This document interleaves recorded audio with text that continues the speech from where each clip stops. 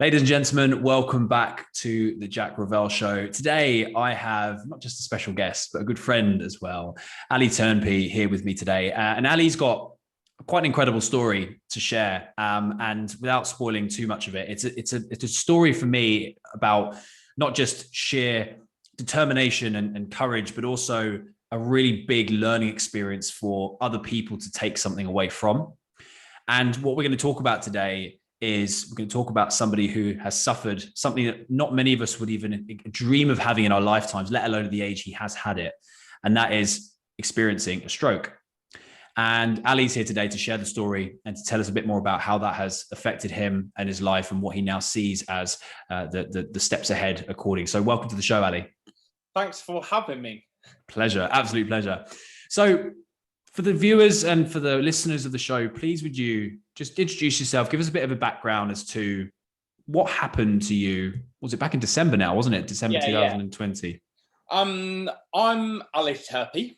I had a stroke on the 10th of December 2020, which resulted in me having apraxia and aphasia, something a little bit of what we're going to go in this through in this podcast. But to the naked eye, that's I couldn't speak for 5 days, and obviously my speech is stilted, but it's a damn sight better than what it was in December. And so let's just go back to December to sort of paint a picture for those listening and watching this, because I've seen you from before. I've known you for a few years before this, and I've seen the journey you've been on. But let's go back to where we were before this happened. Yep. What were you doing? What was your life like prior to December the 10th? I lived my life to the full expectation of it, and that goes with work, drinking, partying, and just relaxing. I was a normal guy. I ran, to give a bit of brief context, I ran for lockdown 2.0. I ran 10K a day with someone new. I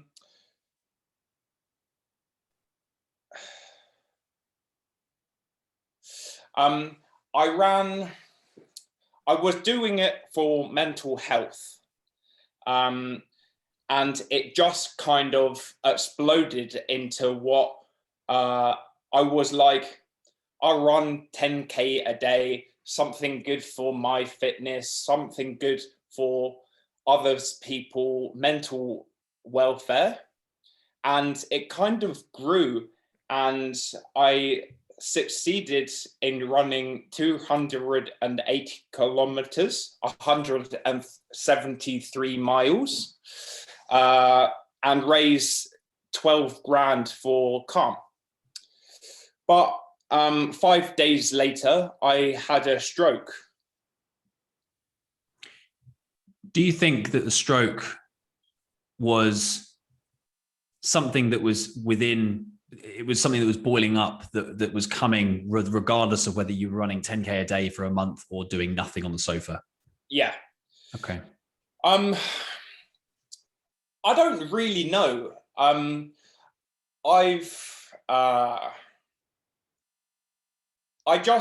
said I lived my life to the full, and be it living my life on the sofa to the full or running 10K a day, it doesn't really matter to me.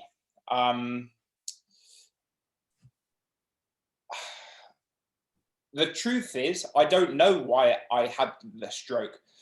Some people will have the opinion of it was running 10K a day, working full time, living my life full time, and that I don't feel pressure, right?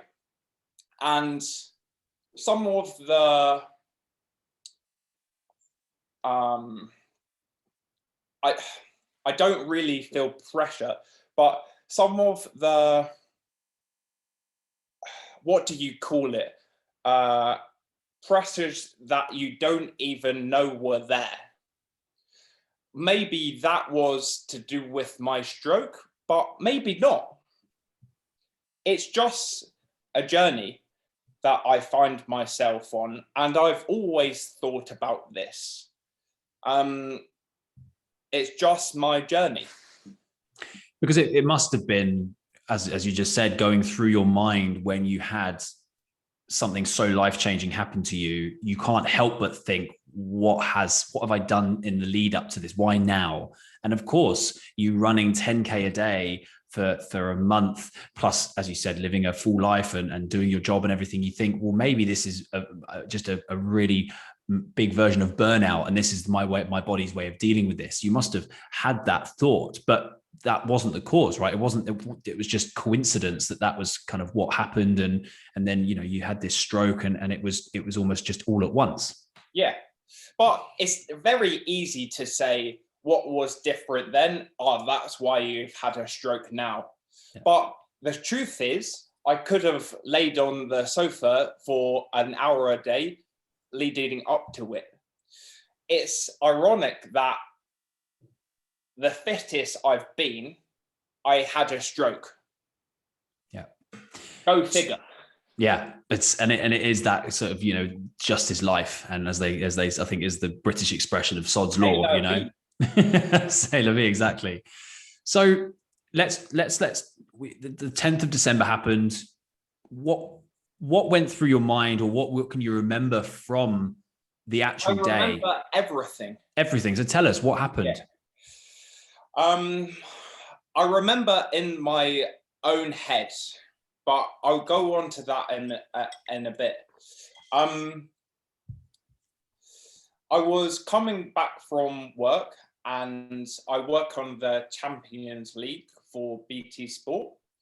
I was critiquing one guy, and making notes at 11:30 p.m. on my taxi back from work. And I was writing, trying to have a little conversation, but I got him to drop me off of my flat and wait there to Liv, my girlfriend, to try and take me onto Liv's house. I went upstairs and had a stroke. And that, I don't know what had happened to me, but it wasn't like anything painful. It was just like, I just felt a bit drunk. It's my easiest way of putting it. So I went back downstairs after I packed my bag and went into the cab, and I couldn't say anything. What came out of me was, that's it. I was trying to say 1, 2, 3, 4, 5, and it just came out as, it was scary, but my mum has done, fast forward a bit, my mum has done some research and talked to the nurses and stuff. And she was like, many of our stroke victims have this sense of calm. And that's a kind of coping mechanism. It's like when you have the stroke, another thing is released to be like, okay, the brain has had a serious trauma, and just flick on that calm switch. So rewinds back to the night. I was fine, but unbelievably calm. I didn't get stressed. I didn't get, I can't think of any other adjectives, but I was fine. I just couldn't speak.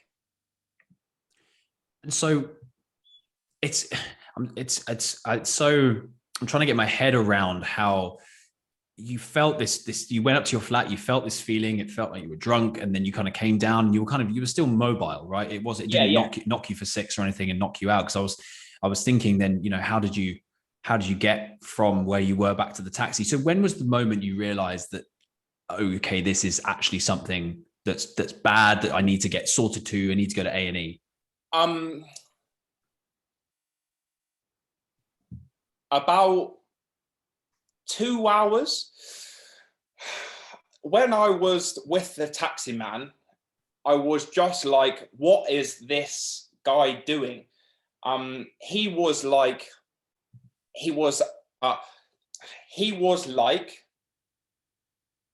this guy has taken drugs about me. Okay.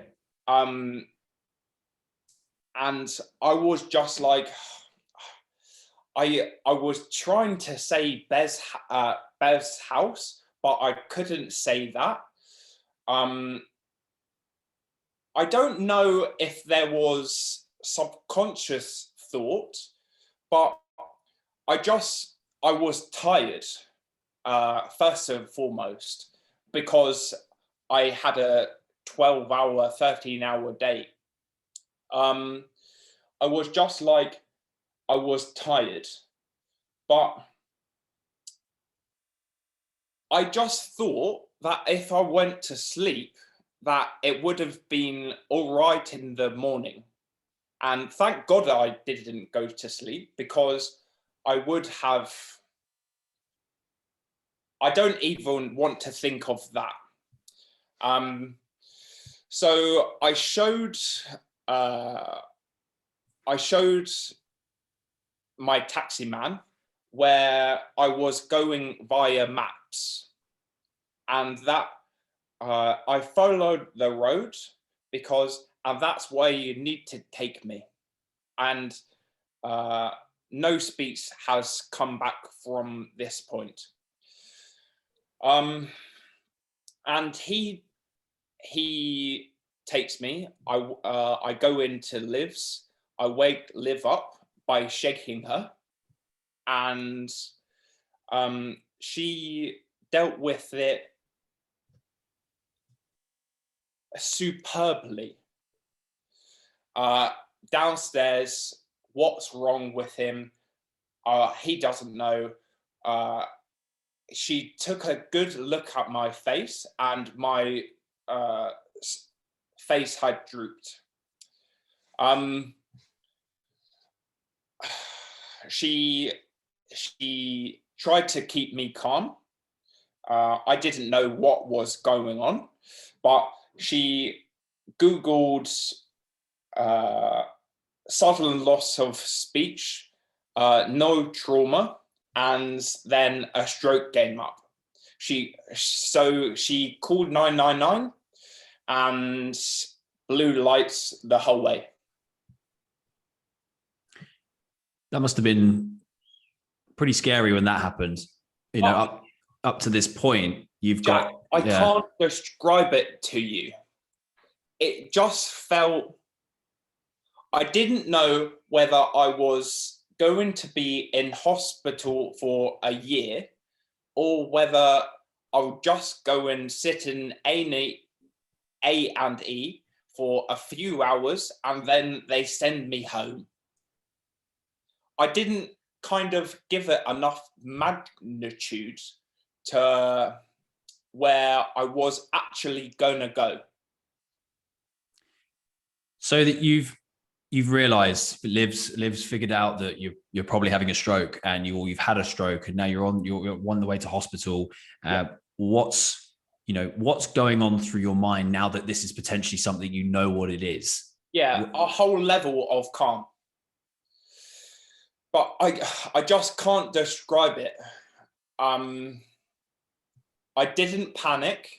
And this is trying to say I'm great. I've had a stroke. This is not trying to say that at all. But I was just so calm.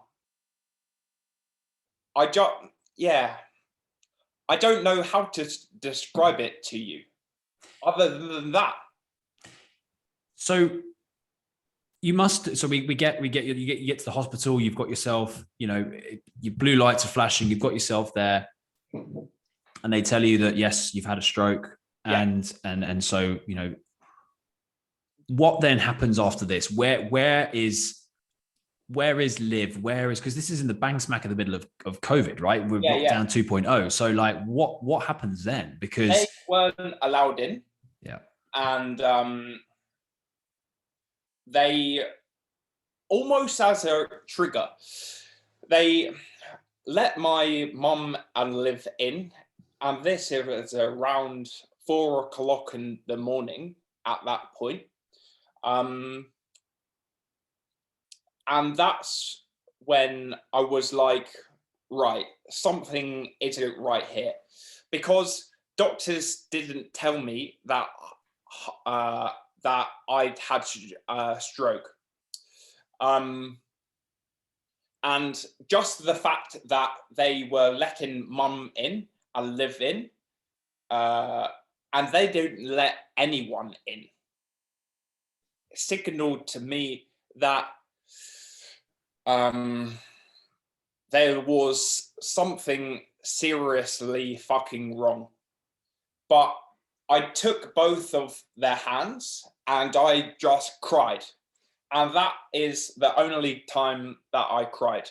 Not trying to say it's big or clever of me, because actually on reflection, I could cry. But that was just then.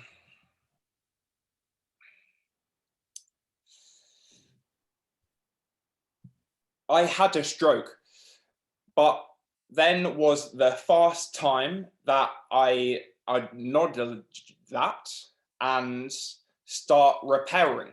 I can only imagine what the frustration you were feeling at that point, because up until that point, you mentioned that your speech, you couldn't talk, but yet you're still functioning. You're still able to think about what's going on. You still know where to go, what to do, who's who. It's this, and you want to express yourself, and it's probably, it's all going on at one point. So how did you start to express yourself? How did you start to get out all that frustration and that sadness, that anger, that confusion? How did that start to come out to not just Liv and your mum and other people, but to everyone else that was supporting you? Yeah, good question.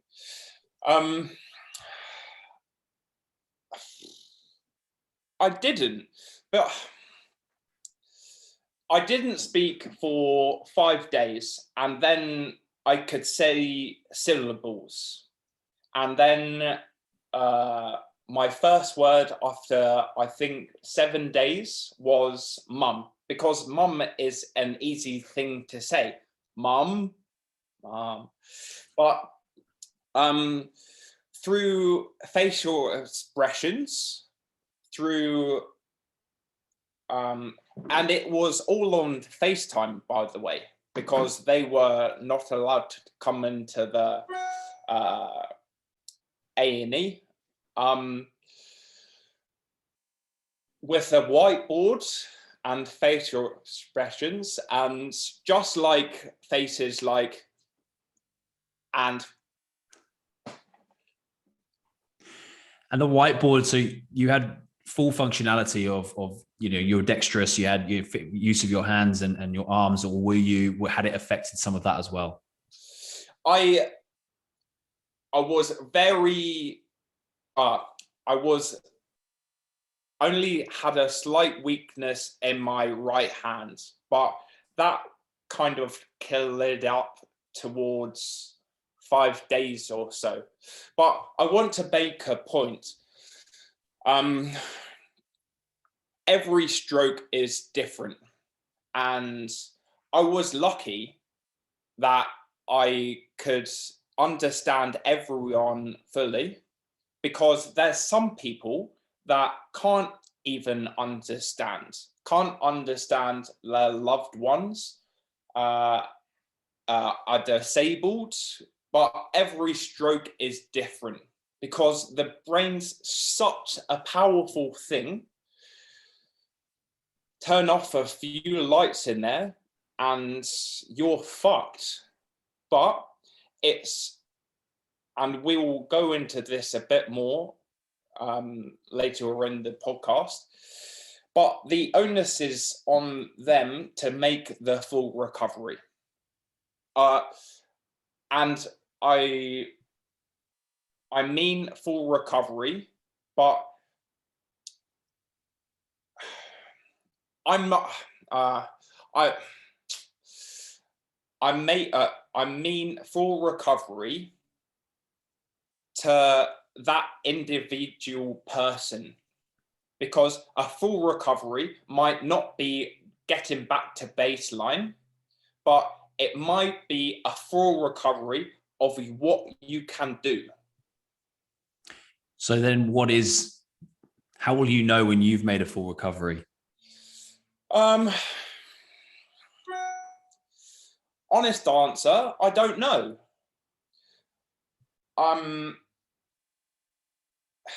It's all a journey, and you'll hear me say that throughout this podcast, because I don't know. I want to get back to baseline, but a baseline inevitably moves once you've had a stroke. Better or worse, they're just different. There's no better or worse. They're just different. So, apraxia and aphasia. Yes. You've now been diagnosed with them both. Yep. What are they? Don't quote me on this, but I think apraxia is fail to get words out, and apraxia, one of them is a failure to get word finding, and the other one is tonality, structure,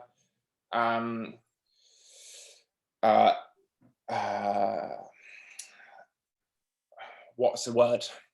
See, I'm struggling with one right now. Intonation, that's not the right word, but when your voice goes like this, that's one of them. I've been keeping very close tabs on your social media profile since this happened, because it's been not just I've obviously being friends and wanted to be interested in what's happening to you, but also because the videos that you've been posting with your speech therapist, Lisa, I believe her name is, are just incredible. She is just brilliant. So, I mean, just for the sake of people listening, can you just first of all tell us who is Lisa? Lisa is my speech therapist, and I post photos, videos with her on the Apraxia Man is my Instagram handle, and she's just amazing.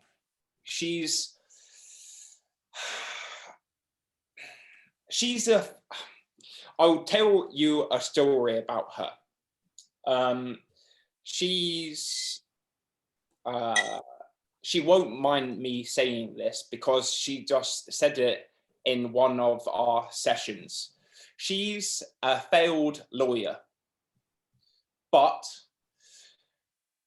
and this is something I want to talk about in a bit, but she's a failed lawyer, but that door closes, another one opens, and she's amazingly bright.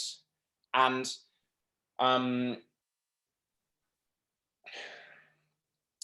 she finds her way to speech and language therapists.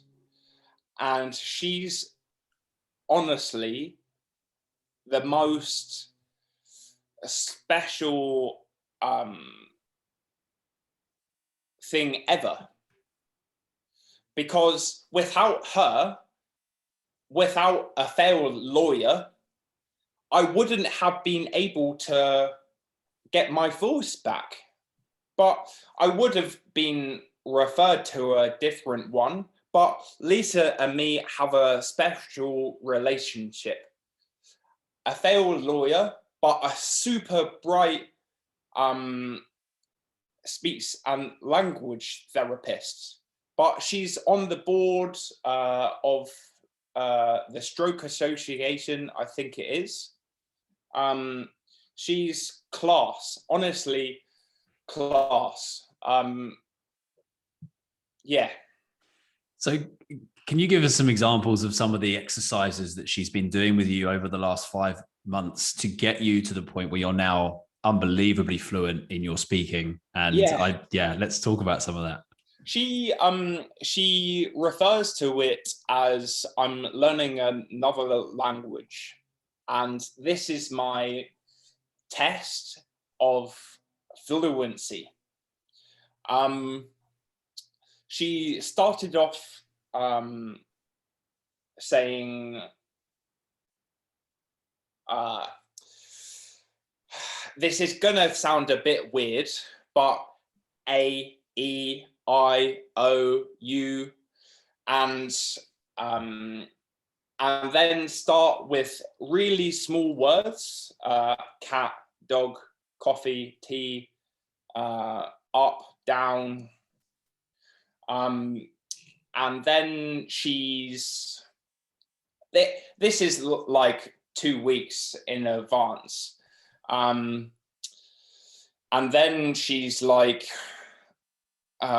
sentence structure, and then like, right, well, if you can do that, then you should be able to do this.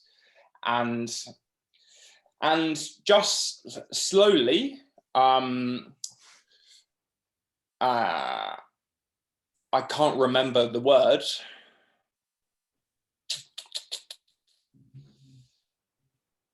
Oh, it's gone from me. What do you say?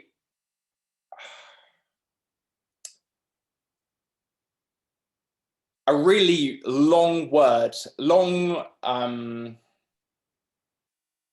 can't remember. But anyway, she's brought me right up to where I am now, and we've still got a lot of work to do. And I'm about halfway, but I want to make a full recovery, whatever a full recovery is. Do you think it's been more of remembering what you knew before or learning stuff again?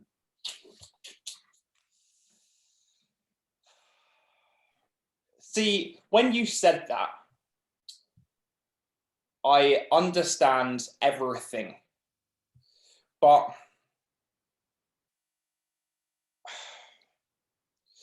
kind of like, well, if you can remember it, then why don't you just speak it? But it doesn't work like that. because I'd be perfect at English. And I'm not. And I'm not. But to which leads me on to the second part of your question. I've had to learn everything again. But yeah, to answer that, I thought it was the start, and it ends up much towards the latter half. So if you were to look back on the last 5 months, what is the biggest challenges that you've had to overcome? Oh,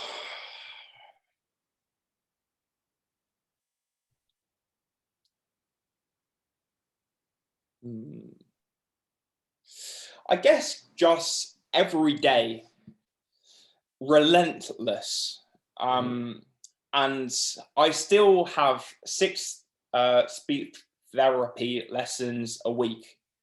I'm not letting go of it. And just not knowing where I could end up. That's been the toughest part of it. It's a mental game.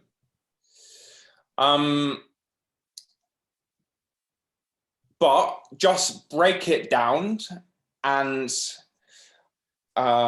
into bite-sized pieces and stack them on top and look at how far I've come.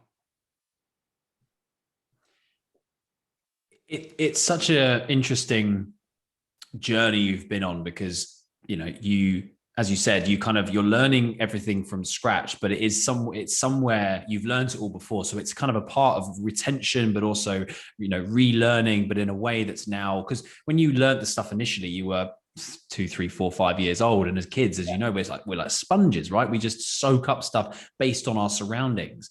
But because you've got this preconceived idea of what life is like, and you know what things are, but you don't know how to necessarily communicate them. Yeah, it must have been not just frustrating, but also just so tiring, having to sort of really think so hard about something each time. Yeah, I sleep a couple of hours in the day and 10 hours at night. I'm sleeping well now. I always slept well, but now was a little bit more.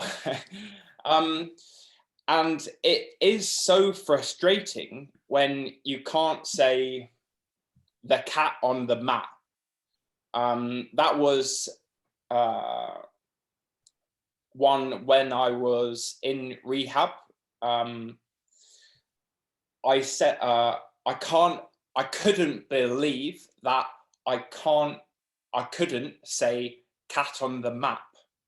And it was driving me insane, because you're thinking cat on the map, how hard is it to fucking say? But I was like, cat on the map. And it just wasn't going to plan for me.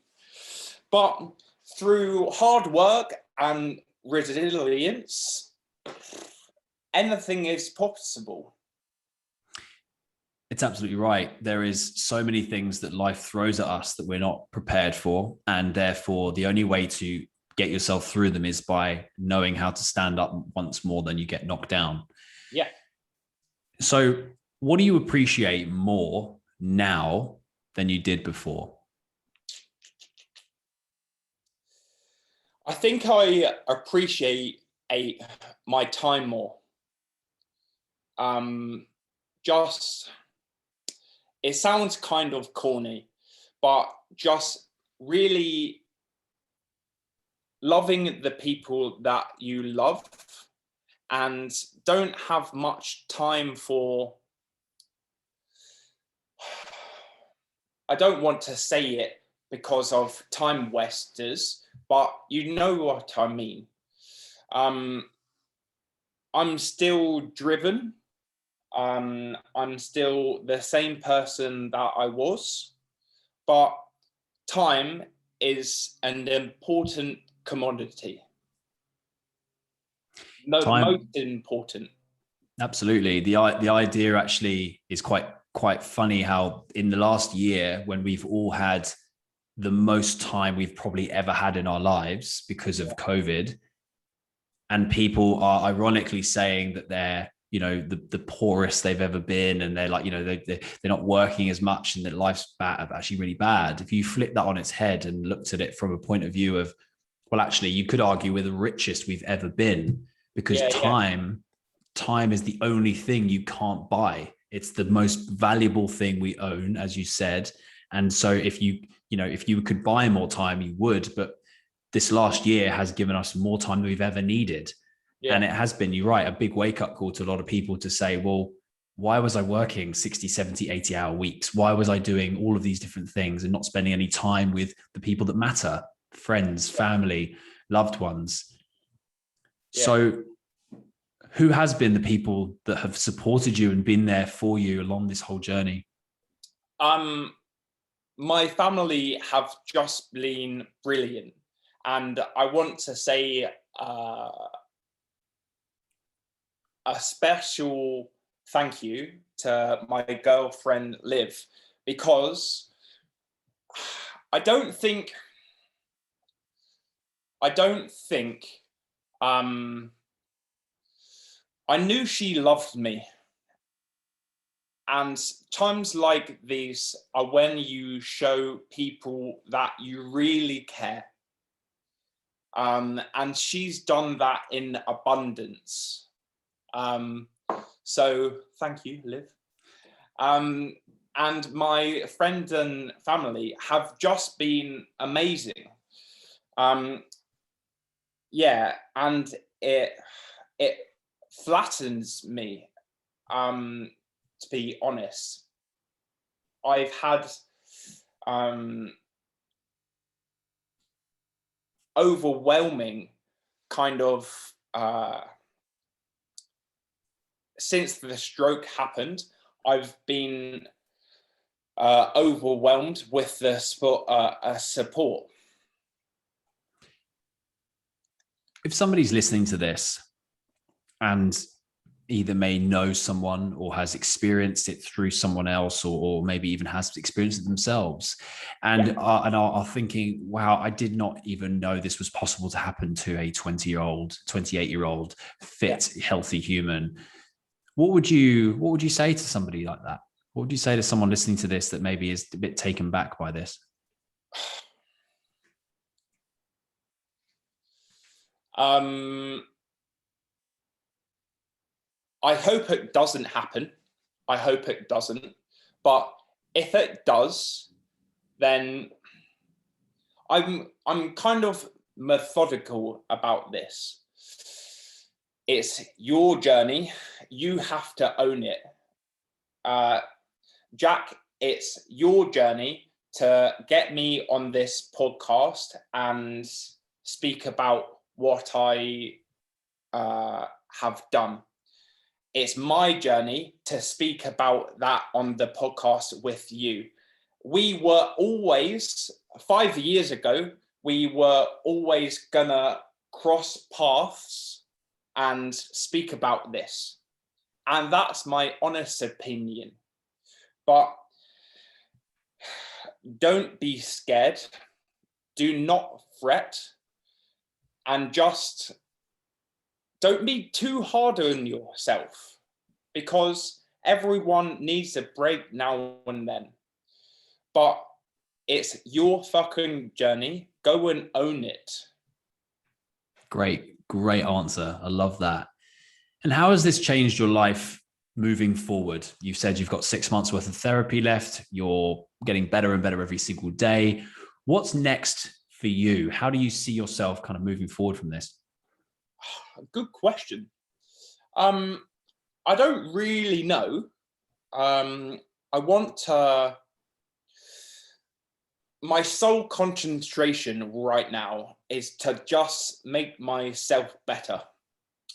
But I just haven't thought about what I would want too far into the future, because I've just been relentless in making myself better. So, to be answered. TBC round 2. Well, I love that one of your philosophies, and obviously I know this from you personally, but your philosophies is to live life to the full. And, for anyone listening that needs to just see some inspiration of what it looks like to live life to the full, check out Ali's Instagram. He's got, you've got 3 pages that are all just as awesome as each other, talking about not just what's happened to you here, but also the life you had before that. And, for me, knowing you personally and knowing who you were before this happened and now seeing you where you are today, you've done what I like to think as one of the biggest roller coaster dips of I've ever seen, because not just from what must have been going through your mind and how you've dealt with what you've done, but also the positive attitude you've got towards it. Most people that this happens to could quite easily just give up. Yeah. They could just, that's it. But you haven't. It's not in my mental capacity to give up. I just don't want that to be misconstrued. There's no other way that I could afford to live my life right now. And that's very easy for me to say. And I appreciate that and get that 100%. When the chips are looking down, just remember,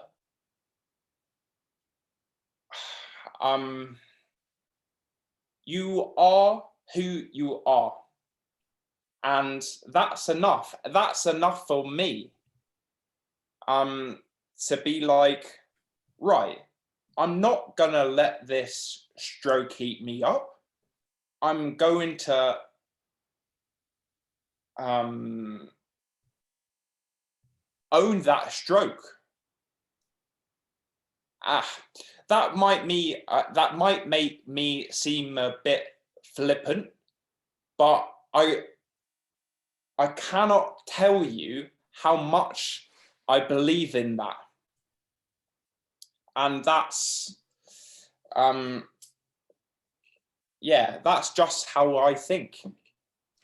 It's a testament to your drive and ambition. And, for those listening that know you or have known you before this happened, they'll know that you are the most driven and ambitious person that could probably walk the planet, and the fact that you're now only literally 5-6 months into not just experiencing what you've gone through, but also therapy and all the rest of it. And you are, in my eyes, almost back to exactly how you were before, is huge, massive. And I love that. And I love how determined it makes you. But still, even in the conversation we've had today, you can still see that there's so much more work you want to do, not that you have to do, that you want to do. And that's the difference for me. That's the bit that's made me really go, this hasn't beaten you. If anything, it's made you stronger. Yeah, I concur. I don't know what to say. That's good, man. I love that. Ali, if people wanted to find out a bit more about your story, wanted to find out a bit more about, see some of the videos you've been doing with Lisa and check out all the story, and also learn a bit more about, your profiles on Instagram and kind of what you're doing in the background, where can people find you? Where's the best places? I've got 3 Instagram pages, as Jack rightly said.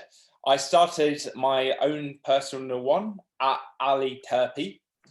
I started another one for 10K Turpie, which was lockdown 2.0, and I hope to restart it eventually.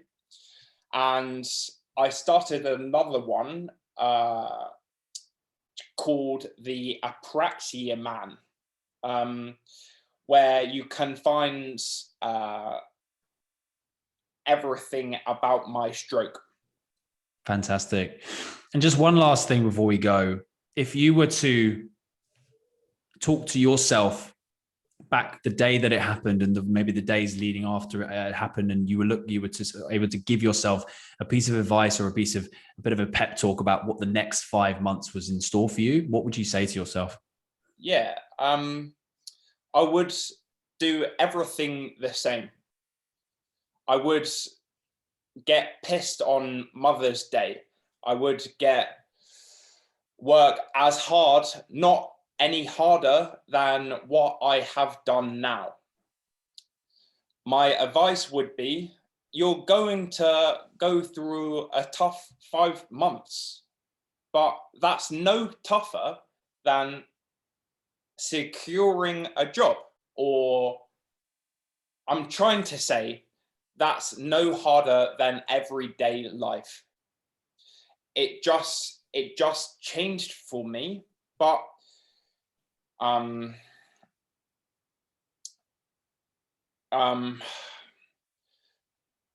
6 months in a lifetime is a year in a lifetime, is not very many at all. And I'll just be like, yeah, do you remember when you couldn't speak properly? But that's just the way I look at it and compartmentalize it to make it work for me. So. Love that. Ali, this has been inspirational, but also just so interesting to listen to your journey and how you've come out of the other side in the way that you are. And I really want to just thank you personally for sharing that with me and my listeners. Thanks for having me, Jack. Absolute pleasure, my friend. And I am so excited to see where your journey takes you from here on out, because I know there's so much more in store for you. But I will be sure that there'll be lots of people coming to see where you're at and coming to follow you on Instagram to check out more of what's going on in your world. So, man, from me, thank you so much. And I look forward to catching up again in the future and maybe doing another one of these. Yeah. Thanks, mate. Cheers.